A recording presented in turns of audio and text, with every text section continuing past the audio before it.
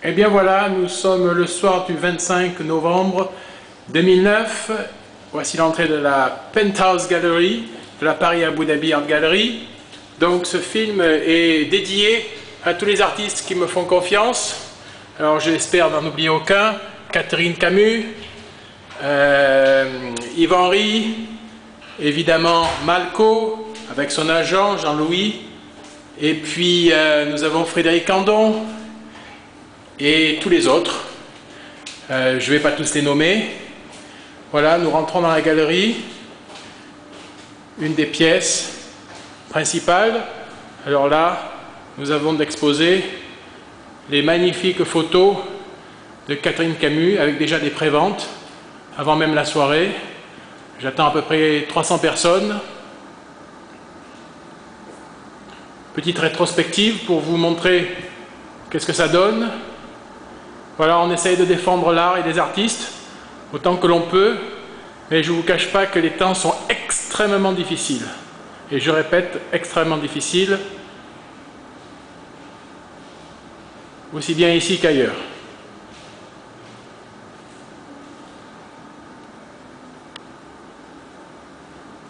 Là, nous avons une vue imprenable sur le waterfront d'Abu Dhabi. Je ne pense pas que vous puissiez le voir. Ce que vous pouvez voir, c'est moi en contre-jour. Voilà, je fais le tour complet de la galerie.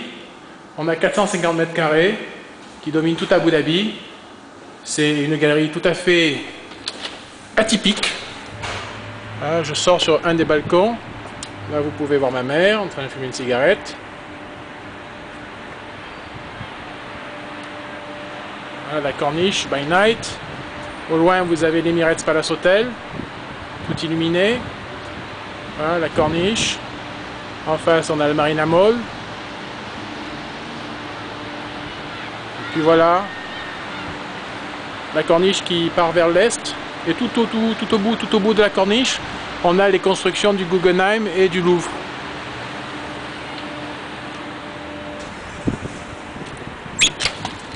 On accède à une autre pièce dédiée, celle-ci, à Yves Henry.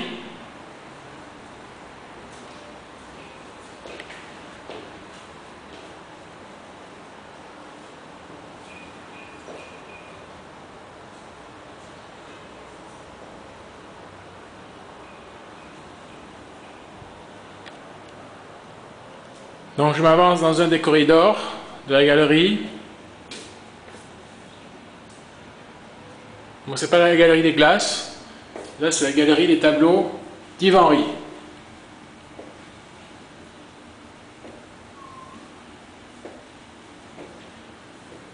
Je rejoins l'entrée principale où on a aujourd'hui de la calligraphie. Je salue au passage Anis Annie, mon ami pour l'art islamique. Voilà l'entrée avec des œuvres de Malco, ou ce qu'il en reste, celles qu'on a pu sauver de la, je ne dirais pas le mot parce que c'est un gros mot, mais de la bêtise humaine, voilà, pour rester poli.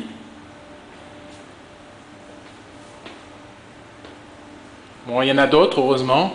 On va aller à l'étage, en passant par un escalier assez amusant, où nous avons mis en enfilade les œuvres de Frédéric Candon.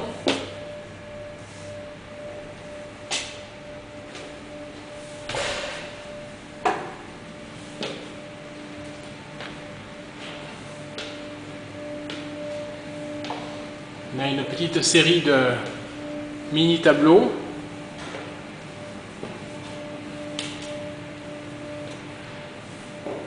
Là, nous sommes donc dans la partie haute du duplex Penthouse, avec des œuvres d'Yves Henry sur ma gauche, puis devant moi, d'autres photos de Malco, avec le bar qui va accueillir les invités dans pas longtemps, avec les réserves et derrière évidemment les munitions.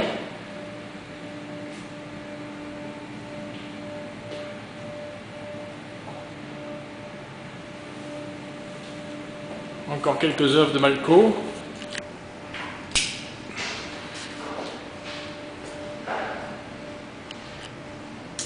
Et puis maintenant, je vais vous amener sur la terrasse du penthouse.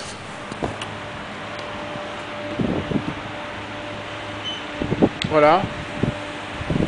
Jacuzzi.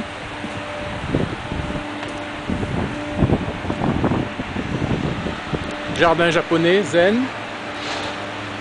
Alors évidemment, on se bat pour rester, parce qu'on a un cadre de vie exceptionnel, mais les temps sont très difficiles. On vend plus d'œuvres en France, en Europe qu'ici. Il faut quasiment supplier les gens pour qu'ils achètent un tableau à 10 000 dirhams. Au passage, je précise que 10 000 dirhams, ça fait 1 700 €. Car les expatriés, qu'ils soient français, américains, anglais, palestiniens, jordaniens, libanais, égyptiens et toutes les autres nationalités que je ne vais pas citer, eh bien, ils économisent leurs petits sous-sous pour construire leur maison dans leur pays d'origine, ce qui est tout à fait louable, mais ils n'achètent strictement rien. Les locaux, qui ne sont pas des princes, l'art, ça leur passe complètement par-dessus la tête. C'est pas du tout dans leurs racines, dans leur culture, en tout cas pas encore. On travaille la question, mais je pense qu'il faudra beaucoup de temps, car ils ont des maisons très dépouillées, très minimalistes, très vides. Et il ne reste plus que les princes, les sheikhs, mais qui sont tellement sollicités, les pauvres, à droite et à gauche, qu'ils ne savent pas, ou ils ne savent plus où donner la tête. Voilà, voilà un résumé de la situation. On est dans une très grave crise économique, financière et industrielle du jamais vu d'ailleurs, parce que 1929 à côté, c'est une douce plaisanterie. Et la crise va se faire sentir encore très longtemps. Pour ma part, c'est au moins du 10 ans, donc ça va être très négatif, très pessimiste comme pronostic, mais je crois que c'est la réalité des choses. On nous a annoncé la fin de la crise à la fin 2009, on voit que déjà 2010, ça va être très difficile, très pénible. Voilà, donc il faut se battre, il faut se serrer les coudes. Dans les moments difficiles, il faut faire bloc. Il y a des hauts, des bas, on n'est pas toujours d'accord. L'union fait la force, il paraît.